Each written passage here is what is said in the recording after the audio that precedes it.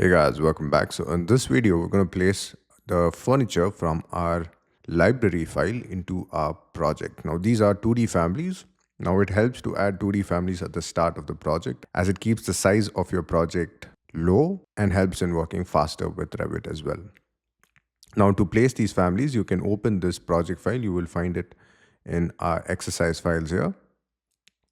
So you can open this library project file. Now if you want to place, for example, this living room, you can select one of these, tap Ctrl C,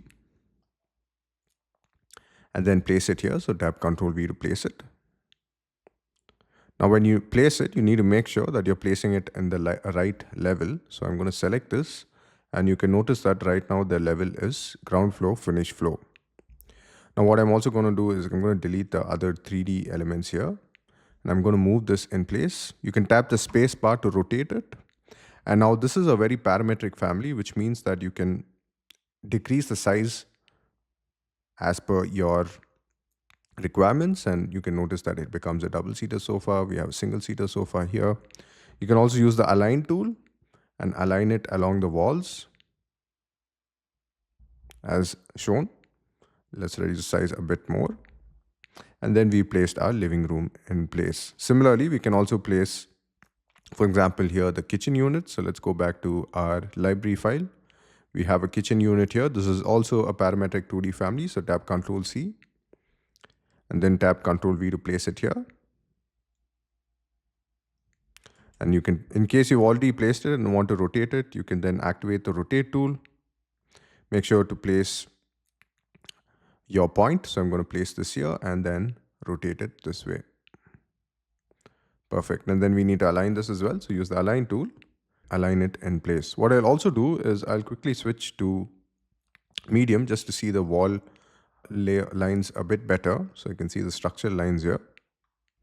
Perfect. And then we can move it down. So you can see we can reduce the size, a very parametric 2D family. You can also move your sink if you like. So you can notice we can move our sink and also, for example, a fridge here. So there are different possibilities for this kitchen island. Similarly, we have a family for our toilet as well. So let's select the toilet here, tap Ctrl C. We can delete this 3D element and paste our layout, bathroom layout furniture here.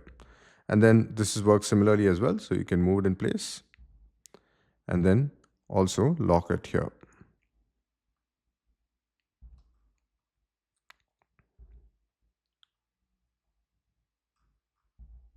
As shown. Finally, we need to place our bed here. So let's go back to our level 1. So we have a bed which I've created for you guys. Let's select both of these furniture layouts, tap Ctrl C and then place it in place. So you can place 2 items as well. You don't have to keep copying each individual item. You can place all of them together and then place it in place. So this can be our wardrobe unit. So I'm going to place it here and then extend it out a bit. Perfect. So we placed our bed, our toilet unit, our kitchen, our dining table, and our living room. And we have a floor plan that we can present to our clients. Now we'll need to create our living room here and our curtain walls. So we'll do that in the next video. So if you see our DWG file, we have to create our stairs and also these vertical sections here. So we can use this curtain wall option to create these sections. All right, so I'll see you guys in the next video. Cheers.